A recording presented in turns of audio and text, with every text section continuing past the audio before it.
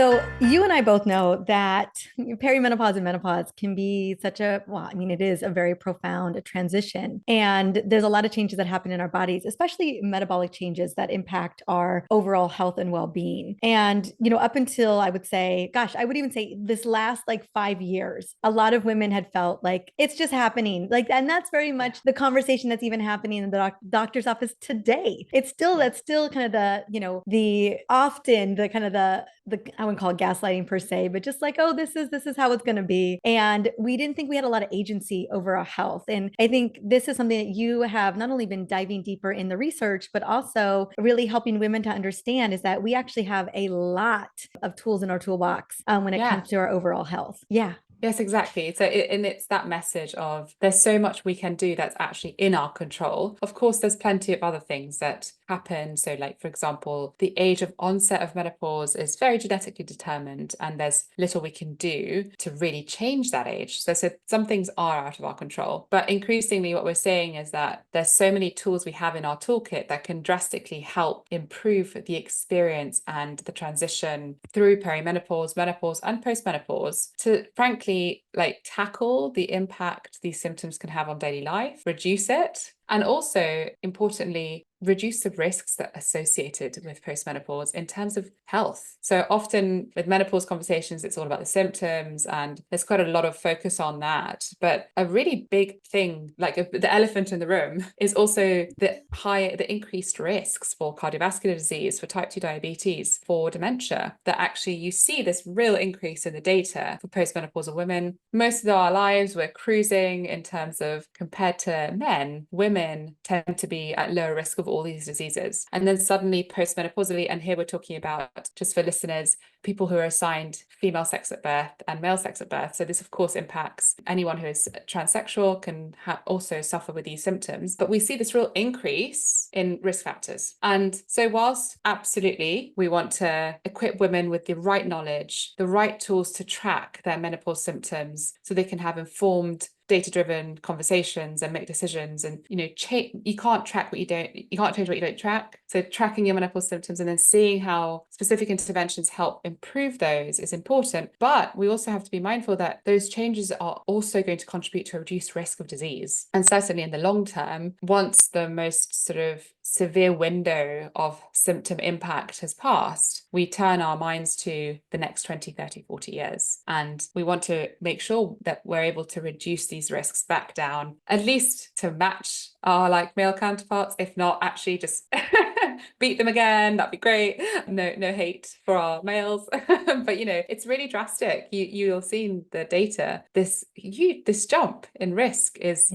something that there's nothing else in our life course that causes it. So it's something that we have to absolutely have conversations about with women we're working with to empower them to see that these changes are important for right now, how they feel, but also for their future selves, because it's a real risk. I agree. When I even tell women in the kind of, at on the other side of that perimenopausal transition, someone's like, well, I didn't really know I went through it, or now I'm just in menopause. And whether you have symptoms or not, there is systemic shifts that happen. Oh, yeah. And so I always want to highlight that. Like, I've known so many women who didn't really notice perimenopause. Maybe they were on, hormonal birth control, or kind of or they thought that they were these very classic symptoms that they didn't have. Like maybe they didn't have hot flashes and night sweats. Yes. But then they're in their 50s and they're pre-diabetic. And it's interesting that you say that, though, because our latest research shows that 99.8% of perimenopausal women report at least one symptom. Oh, absolutely. So, I think it is, we didn't think that was perimenopause. We were like, am I being irritated with my partner, or having these mood swings, or like I'm not sleeping so well, or I'm a bit anxious. Great. Yeah, exactly. I'm really struggling with word recall. Like a lot of that wasn't we're shifting the way,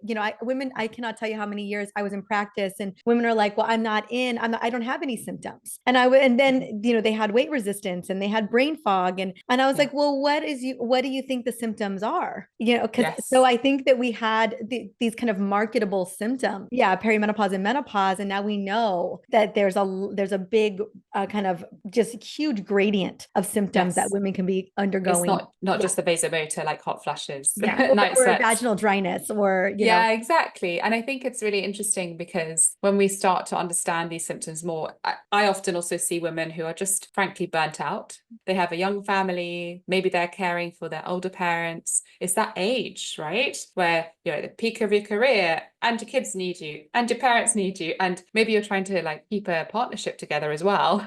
So often it's overlooked as, well, I'm just stressed, or, well, I just haven't slept well because I've got all these things on my mind. And there's a different conversation, but we know that mental load has a massive impact on stress levels, and so it can just be swept up with the general chaos. But what we have done is we've created a free to access tool, which is just anyone can access it. It's called Menno Scale, and you go to zoe.com/Menno Scale and you can take this questionnaire. We've developed it in association with the British Menopause Society, and it's got like the top 20 symptoms that most women report, and you can just fill it out, get your score, and it gives you an indication of like where you sit compared to women your age. And you can go back and do it as many times as you want. So maybe you can introduce like a new intervention and then just see how's that changed. Or perhaps you've changed your lifestyle, your diet, perhaps you started HRT, and you can then track how that has actually changed your score. And often we hear women will say, oh, my doctor has asked me to report back on what symptoms I've had or whether they've improved. And unless you're sitting there like writing them down or using like a printout, it's really tricky to actually track change. So we're hoping this will help change that, but also help empower women to know like that they're not alone, and actually lots of other women that say in their same age are going through exactly the same sort of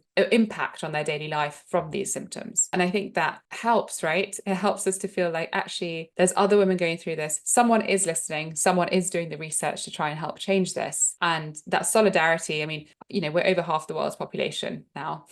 So it's such a unifying factor for all of us. Not everyone chooses to have children, or not everyone can, not everyone does lots of other things, but every person born female at birth will go through menopause at some stage, whether natural menopause or surgical or medical, but it's a universal truth.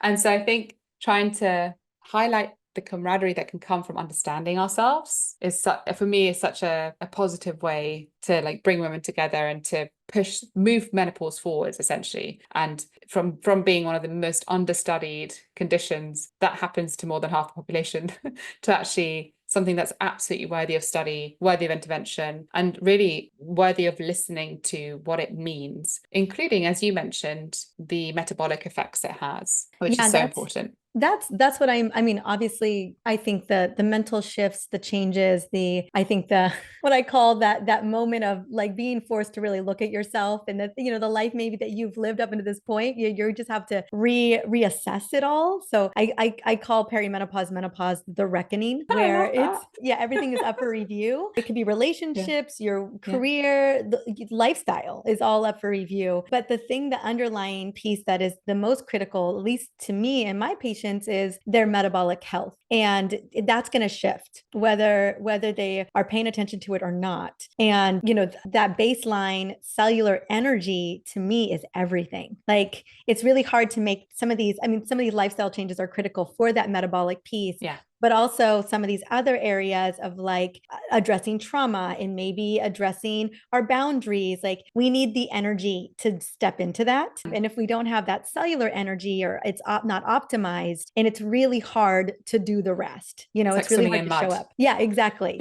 And so that's where I really focus a lot of my energy and practice. And that's why I really was excited to collaborate with you guys, because I felt like that was really where you focused your energy too, was on literally the energy piece, is because here we are, these women. I think the most disalarming piece of perimenopause and menopause is all of a sudden things that used to feel so effortless that you could just do, that you didn't think about, that you didn't have to like focus energy towards. All of a sudden it had to be intentional. And that's been the biggest shift for me, is like the level of intentionality of deciding, well, what do I have energy capacity for? Not only mental energy capacity, but physical energy capacity. And and it's shifting even with great metabolic health. Like I'm still, even the shift of these hormones is shifting my capacity. And so there's like been a mourning piece about that, of just like mourning my 2 year old, like my 43-year-old self versus my 45-year-old self, and just understanding, oh, I get to reassess my capacity. But if I don't have that metabolic, energy online, that cellular energy, it's going to really be hard for me to continue at whatever rate feels good to me. But I do love what you just said there. I feel like basically you're able to be much more focused and intentional on what's worthy of your energy, Yes. right? I feel like often premenopausal women are spritzing with energy and we're very generous with it. Yes. I'm totally generalizing here, but No, I it's what I've was noticed. extremely generous. I was like, and then suddenly you're like, actually, I'm going to be way more selective here. yeah. And I would love the narrative that's coming through more now is that we should be using this energy that we have to look after ourselves and to actually enjoy this. You're right, like this new person that we become. So there's this term that I love called matrescence, and it's the idea that when a woman becomes a mother, there's a real shift in physiology, in mindset, in emotional health, right? And similarly with menopause, it's not just a physiological shift. You don't just, yes, we lose estrogen and all these things we know, but there's a real change in who we are as well. Like we actually become different version of ourselves, right? Yeah, our brain reorganizes. It literally changes, just like it does in postpartum. Like your brain will never be the same. Which is actually amazing when we think about like, so we go through phases, and this is really what I wanted to convey in my book is that our life course is this like, it's a journey. It is not a static thing. We're not static beings. We don't just become who we are and then stay there. So we have such opportunities to know when this is coming up, right? So adolescence, big one. Big one. And then big matrescence, one, like, if that happens. And then menopause. And we have the opportunity to, exactly as you say, take stock and be like, okay, what's important to me? Where do I want to focus my energies? And what am I going to do to support myself and my health so I can continue enjoying being myself, essentially? Because it's very hard to enjoy whatever stage of life we're at if we're low in health. And it's this idea that really, health is wealth. And I fully ascribe, yes. And I just think all these choices we make, they're like a little deposit into our wealth bank. And the more we can make these positive deposits, the more we're going to accrue this amazing interest on it, compound interest, and enjoy the rest of our lives with a better wealth balance. I mean, I always use this analogy, especially when I speak to people who work in finance, because it resonates. But, that's if we think of our diet and our lifestyle in that way, then it becomes quite easy to see what are going to be positive deposits and what are going to be occasions where you're actually withdrawing from that wealth account because you're doing things that drain your health. And I think it's hopefully like an empowering message to say we have it in our power to choose how we spend our currency time to either increase that wealth or decrease it. Yeah. Well, yeah, it's that agency versus being told that there's nothing we can do, right? Yeah, exactly. And it's just part of aging. And you'll be fine. It's like, well, that's not helpful. That's not helpful at all. Or that it's just the way it is. It's just going to be like this. I agree with you. Yeah, I think, and it becomes ever the most important. Like you said, before a certain time, maybe it was your mid to late 30s that you felt a shift or change, that we just had a lot more bounce factor. We had a lot more rebound. And then all of a sudden we were like, oh, okay, we get to be a lot more discerning. And I find that every year I head into perimenopause, I get to be even more discerning. And so that's so fast. I don't always love it. I'm not going to pretend like I do. Yeah. No, of course. But I love that message of actually, and I see that, I think it was Gillian Anderson, Kate Winslet did an interview recently. She was basically like, I don't have time for anything that doesn't serve who I am right now. And I just, exactly. I love that. I hear that so much. Yeah, I have a little 3-year-old, and so I'm a perimenopausal young mom, and so there's a lot of energy bandwidth just to be a preschool mom that I was like, oh goodness, like, okay, good to know. And so there's a lot of I would say my energy capacity goes to that. Yeah, I would for a 3-year-old. And then I'm trying to like, okay, what else can I bring over to the rest of my life? What did he leave me with? Oh, it's so funny. It's interesting you say that. It's something I describe in my book as this idea of postnatal perimenopause. It's Mhm. becoming much more common as women are able to delay becoming mothers, and technology helps us to do that. So, it's really interesting because it's much more common now than it was even 5 years ago, let Mhm. alone 10. And often when I work with women who are in this phase with that sort of early 40s and they've had a child recently, and they're like, but I just haven't gone back to how I was before the No, pregnancy. And no. it's like because you've sort of transitioned from postnatal, and postnatally is the only other time when we have this enormous crash in hormones. And if you're breastfeeding, then actually that induces you into sort of menopausal state Yes. because it's just suppressed. So it's a really interesting analogy. I sometimes say to women I work with, I say, if you've had children, think back to postnatal, and that's kind of a hint of what's to come. Yeah. And if you're then in that age group, you may not actually return to a sort of baseline postnatally. And so, how do we support women? And there's more and more women like you, Mariza, who have this, where it's like, okay, going from that postnatal shift into perimenopause and empowering you with all the knowledge and all the tools you need to help you feel your best, especially if you're running around after a 3-year-old boy. And they must be the most energetic beings in the world. Yeah, absolutely. It was such an interesting, it was, I breastfed my son till he was 2.5. So I Amazing. was like, okay. Running levels, my progesterone wasn't, she wasn't even showing up to the party. But I wanted to breastfeed as long as possible, knowing that I was Mm-hmm. holding back on some of these bioidentical hormones, but I was like, Mm-hmm. it's worth it. And then I just fell off a cliff.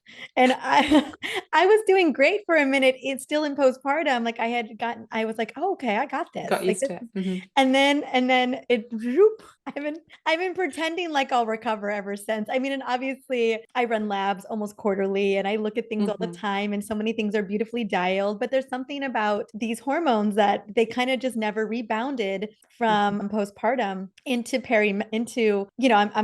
I'm still in early, but I'm kind of Yeah. heading towards like, and so and then chasing this beautiful boy around, so sweet. And so yeah, talk about a recalibration. It's what Yes. it's really felt like. There was no sauntering, and I think for most women, it's not. You don't really saunter into peri because you don't really know what's happening, No. and all of a sudden, all of a sudden, you're just in it, and that's what it felt like to me. Like I was just kicking butt, taking names, and then all of a sudden, I was not doing either, and I was like, oh, okay, but I still have this 3-year-old I'm chasing around, and so it has been, again, a beautiful recalibration. There are definitely days where I would love to borrow A bit some of more that of mama energy over to my other.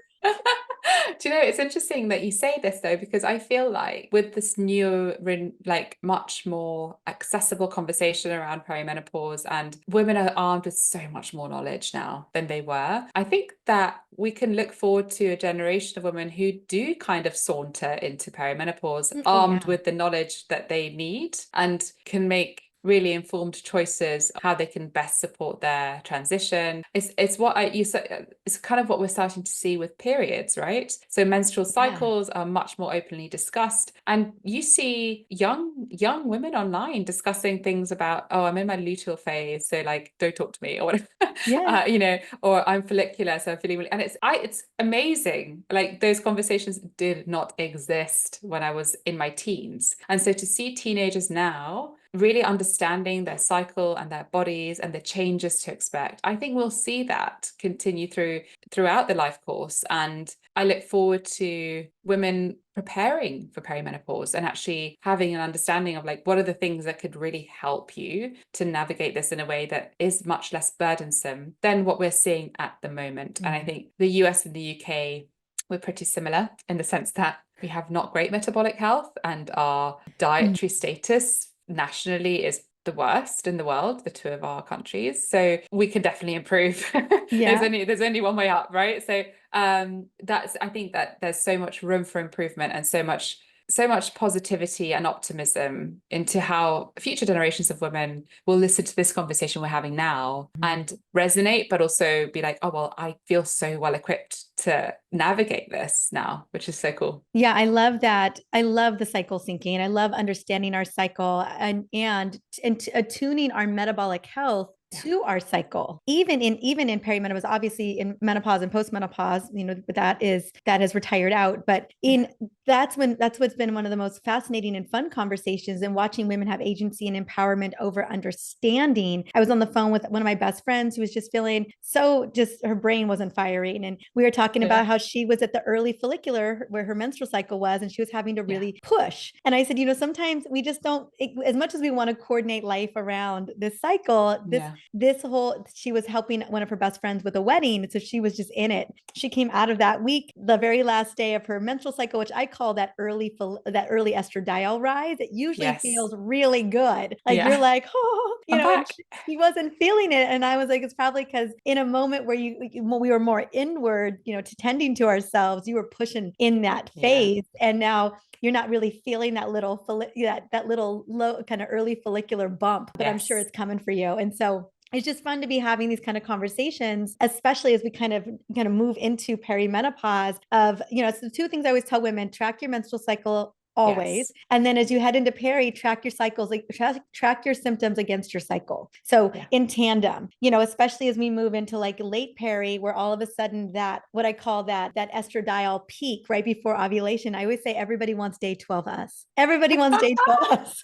It's like, if you're ever going to do a talk or do something really important, make it day 12. Make a day 12. You want to go on a date, make a day 12, like everybody wants that version. But then we head into kind of that late luteal or late perimenopause, and that peak isn't peaking the way she used to. And so it's just when we start to look at these things as we've been tracking ourselves over this continuum, we get to really learn about, what's happening with our bodies this month. And I love that kind of data information.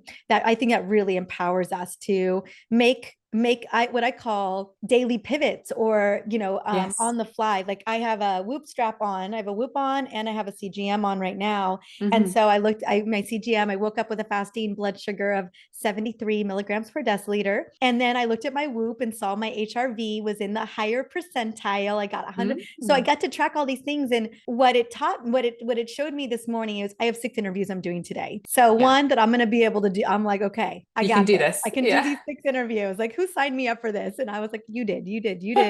But then can I do hot yoga tonight after my interviews before grabbing my son from childcare? And with everything dialed today, looking at my energy, I was like, I think Mama can do it. I think she can do it. You can do it. Today is a good day. Day 12 you is here.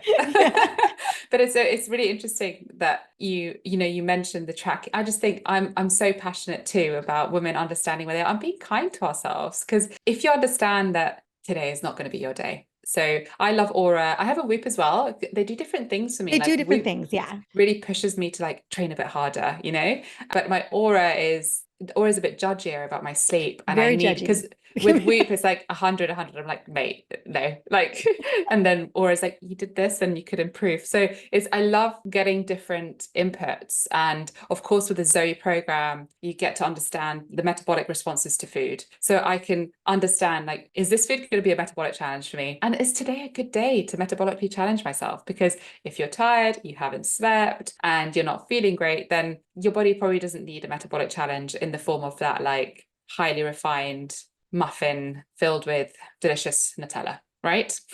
So it's like putting the picture together. I don't know if our bodies could ever need that level of metabolic challenge. No, I think some days I back myself. I think my metabolism could take it, but some days it can't. I feel like my metabolism doesn't, like, she would look at me like, what did you just do? Why would you do that to me? But it's like, it really, for me, it's opened me up to be so much kinder to myself, and not to be like, God, why can't I do this? Why can't I do this lecture today in the same way? And why have I been so offbeat, like with my patients today? I've been a bit less, and just be like, actually, it's interesting. I'll have days where I just know that it's not going to happen today. And to have that, what you said earlier about directing energy, right? To have the agency to be like, I need to reschedule the entire afternoon because I'm not going to be able to bring my best self. And that's not only a waste of my energy, it's a waste of people's time. Like, I don't want to show up in a way that isn't helpful for everyone involved. And of course, you can't always do that. Right. But if you can, actually, I think when you start trying to adopt these changes, you start to see that actually things can be flexible. And actually, adapting your day or your week, adapting to suit how you feel and how your body is sending you signals can be incredibly useful and will make you much more efficient at what you need to do. Because, today might not be a good day for me to spend all day talking. In fact, it was a day for me to sit. And so actually I'm going to move my meetings and my talks and focus more on writing and researching and doing something that requires less of my social battery. So I think it's such a brilliant skill set to be able to advocate for ourselves by understanding our own data. And I love what you said, that you basically have bloods quarterly. I mean, that is a dream to have that level of data, to be able to track changes in that granular fashion and really understand what's happening. I think we're moving towards this kind of healthcare and practice where patients understand that if you go to your healthcare professional with like a bunch of data that shows what your baseline normally is and what trends have been, we can give such better advice with that data than if you just turn up and say, whoop. And this happens a lot, by the way, in the UK because of the way our health system is set up. People will turn up to my clinic and they'll say, oh, apparently I have low iron status. I'm like, okay, so what's your usual iron status? And they're like, I don't know. I'm like, okay. So it's like, okay, we have to like really unpick this because I don't know where your baseline is and I don't know what, so having tracking data, whatever way people can, whether it is a wearable or bloods, is just so empowering for the person and also for your healthcare professional to actually be able to help you with understanding some of the variation and advise on what could be happening. I think this is like the real healthcare revolution, is giving people agency back to understand what their health data is telling them. Mm-hmm. Yeah, I mean, as a practitioner, a timeline. I love a timeline, Yes. and the more that data, again, understanding that baseline, and even for ourselves, as Yeah. we're learning more about our bodies, knowing what your baseline was in maybe even as early as your mid 30s, heading into your 40s, and seeing those types of shifts happen over time is just so invaluable. Not only for yourself, because hopefully we're taking that level of agency where we're like, oh, okay, there's so many great reference guides. I know I have them, of just like, if my doctor is telling me it's fine, let me take a look at, a reference guide of what is good optimal cellular energy, like where there's a really good optimal fasting insulin or good optimal triglyceride, whatever that may be. And just having a sense of what, where you are over time, I think is so profound. And couple that with real-time data, I really do feel like women are the ultimate biohackers. We've been really having to figure these things out about our cycle and so much for much longer than anyone gives us credit for. But as we really work through that information on a daily basis, it really does, it really,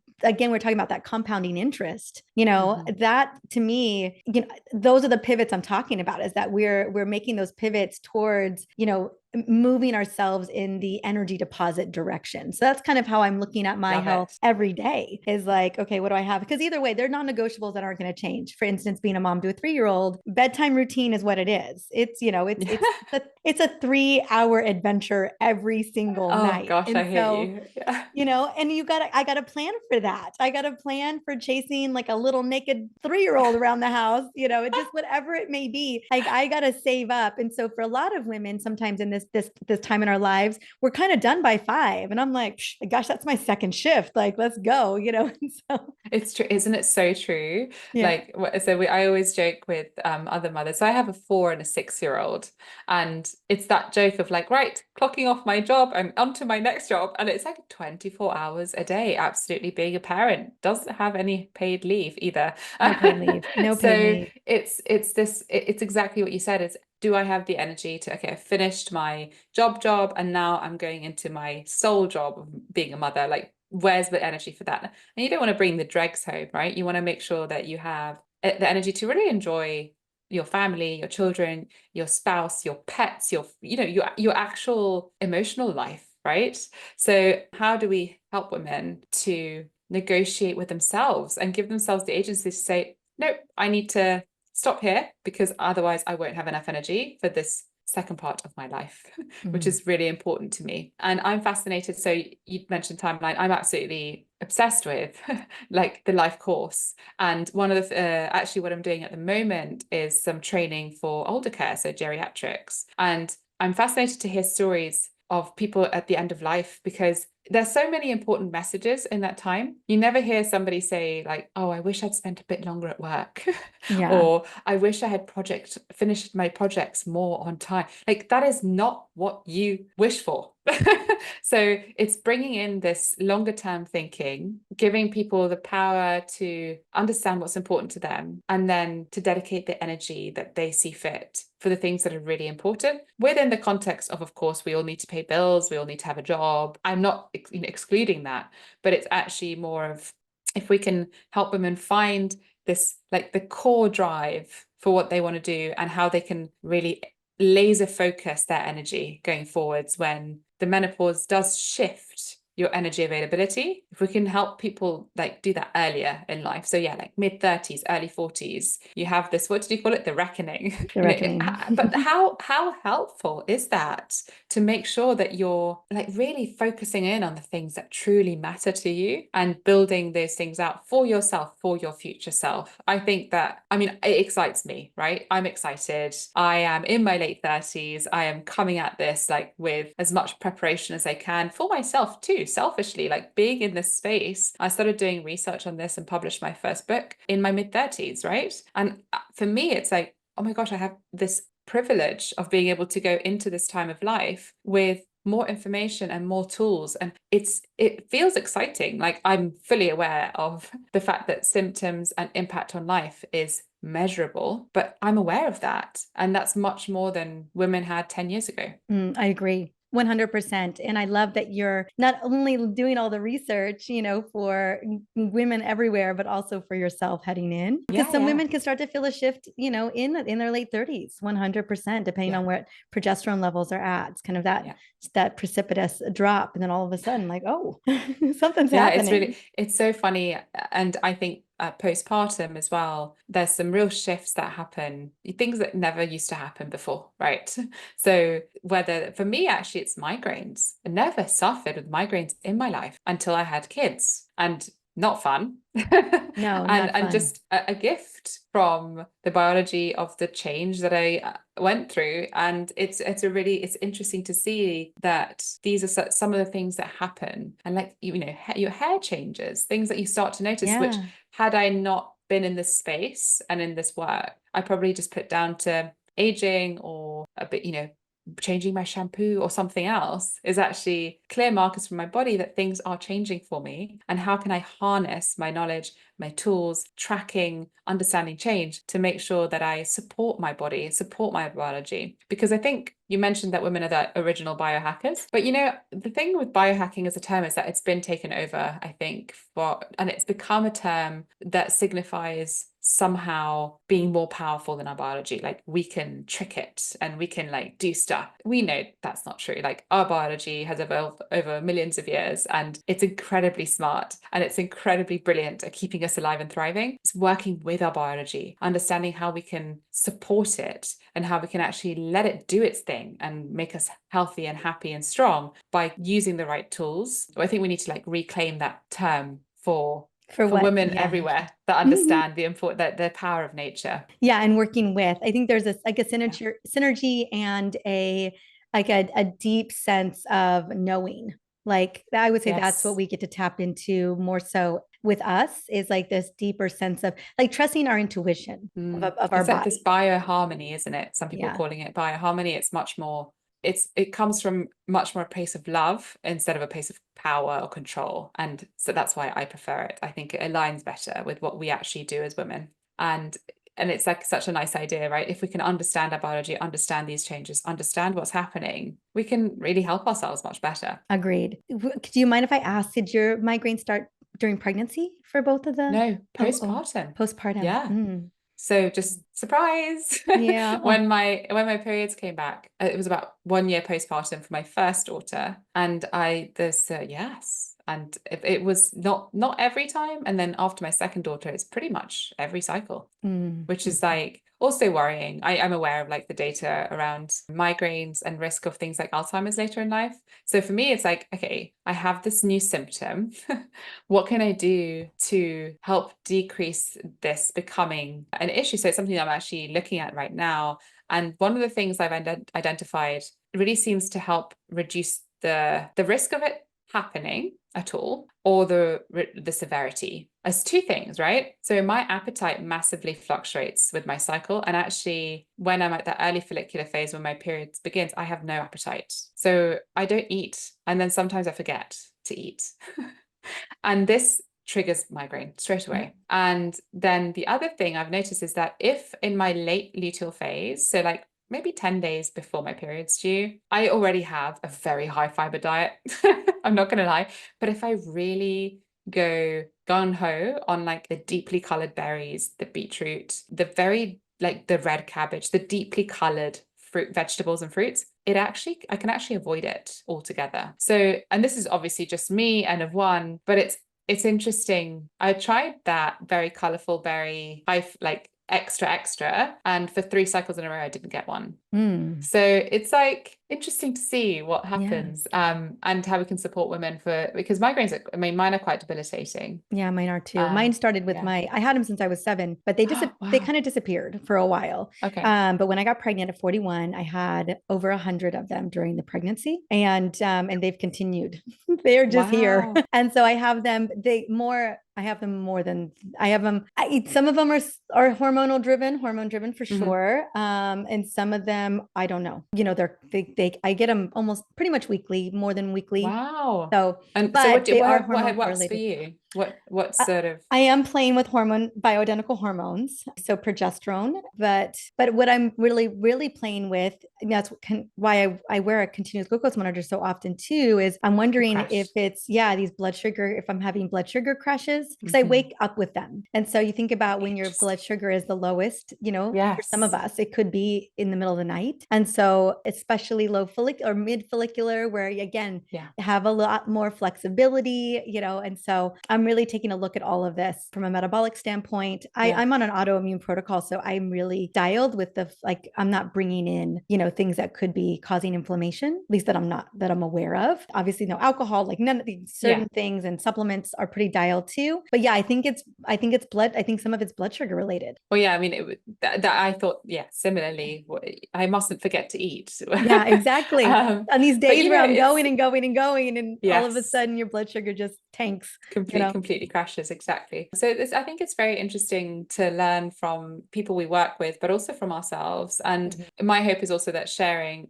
even when I'm consulting, I will share my experience if I can relate to my patient, because it's important that when we're also in this space, we show that, despite our work and our knowledge, of course, we still have these symptoms, and actually we're still human, right? So we're still also learning and evolving and understanding and trying to fine-tune the tools we do have to help with our own health outcomes. Because I think sometimes in health and wellness, it's easy to default to like, look at my perfect breakfast and look at my perfect exercise routine and check out my, flawless skin all the time. And actually that's not helpful for other women, because it doesn't help them feel like their experiences are what they should be aiming for or what they're trying to achieve. It's not about perfection. It's very much about consistency and knowing what are the things that we should be doing most of the time, and what are the things that are likely to happen most of the time, and then the things that actually life will just throw at us and we have to be ready to take it. And having that flexibility, metabolic flexibility, but also mental resilience, is really what decides how we adapt and react to challenges, because unfortunately we can't control the challenges that come at us. But by being consistent with the way we look after ourselves, we can help to ensure that our reaction, our adaptation is as helpful as possible. I agree with that. I agree. Well, tell me some of the work that you guys are doing. I'm going through the Zoe experience, which is fun. Yay! Oh, so that's where the CGM comes from. Yeah. And I Amazing. often have, I put them on a lot. This one happens to be with you guys at the moment, so that's a lot of fun. I wear them on and off. I would say at minimum quarterly. I love, because I just has life changed? Have I, anything? It's always so interesting. And then just to kind of, keeping me back at baseline. I like optimal blood glucose numbers. I like optimal insulin sensitivity. Don't we all? Yeah. So this just allows me to know, I'm like, okay, I'm still on the right track. Like these are the things that are still working for me, because I know that my body is also pivoting and changing. So I like to just stay, I like the numbers. I like to pivot, based on that. And it's amazing, these daily habits that really add up in, can in the right direction or not so much. And I find like perimenopause and menopause, we're really at a fork in the road where it can go either way, towards, more optimal vitality or, more towards the chronic condition route. And, that's why I was so excited to have this conversation of like, how do we make sure that we're going towards the optimal vitality and we really feel great in the second half of our life. And so talk to me about a little, why are some of the aspects of Zoe so important for overall health? Yeah, so I guess, at Zoe, what we've done is two big pieces of analysis that look at exactly what you just said. So what pivots can people make in their daily diets that can lead to measurable health improvements? So the first big one was the randomized controlled trial we published earlier this year called Method, where we basically tested Zoe, the whole experience. Like, is it better than just putting people on a healthy diet, as you would if you asked your doctor for a healthy diet leaflet to explain it to you? So, and the results from that were really cool because essentially what we saw is that in this population, it's over 300 participants, the group that were randomized to Zoe hugely improved their metabolic health markers. So we're talking about changes in waist circumference that were over 6 centimeters, which is, as you know, like waist circumference is one of these markers of metabolic health. It's a marker of visceral fat, this fat around your organs. But also we looked at inflammation, we looked at triglycerides, we looked at blood glucose levels. And there was just this real, within 16 weeks of the intervention, there's this real shift in health markers. And what we also did was we actually asked participants how they felt, because often when there are interventions to help improve metabolic health or lose weight or lose waist circumference, they can be quite miserable experiences that are hard to maintain. So we wanted to make sure that whatever health changes we saw, the actual participants having a good time with it, because otherwise it's hard to maintain. And that data, of course, it's like self-reported, so it's softer data, but improved mood, improved sleep, improved energy. That for me is like just amazing to see, because and reduced hunger. So we're seeing a group of adults who undertake Zoe as the intervention, and it's exactly as you've done. So purchase the kit, get the kit, do the testing day, and then really adopt the advice that we deliver through the membership in the app. And they not only had these improved metabolic health markers, including healthier weight and healthier waist circumference, but they were less hungry and had more energy. And I always say, like, name one other dietary intervention that does that, where people get better in terms of their health outcomes, have more energy, and feel less hungry. So, none of the fad diets offer that. Mediterranean dietary patterns, things that are very well researched, do. But that was really exciting to see in Method. And then what we've done with menopausal women specifically is we tracked the perimenopausal women and postmenopausal women in our cohort. And we said, okay, let's measure how severe the menopause symptoms were for them before they started Zoe. And then longitudinally, let's follow up and see how they felt after about 14 weeks, see how it was. And we saw brilliant reductions in symptom score. So the symptom score that we've designed, which is what I was saying is now available at zoe.com/Menno Scale, is a really great way to measure how symptoms are affecting daily life. And what we saw was this marked reduction, both in perimenopausal and postmenopausal women when they became Zoe members and adopted a change. And when I say impressive reductions, I mean 37% reduction on psychological symptom score. And these are the ones that we know are having a big effect on daily life. So anxiety, mood disorders, not being, just all of those things that actually really affect your daily life and how you relate to others, 37% reduction. Overall, we saw a symptom Menno Scale score reduction of about 34%. And the ones that saw the least amount of change were like your sexual symptoms. And that's fair enough. Vaginal estrogen is going to help you the most with that, absolutely. I imagine. But everything else and metabolic health all improved. And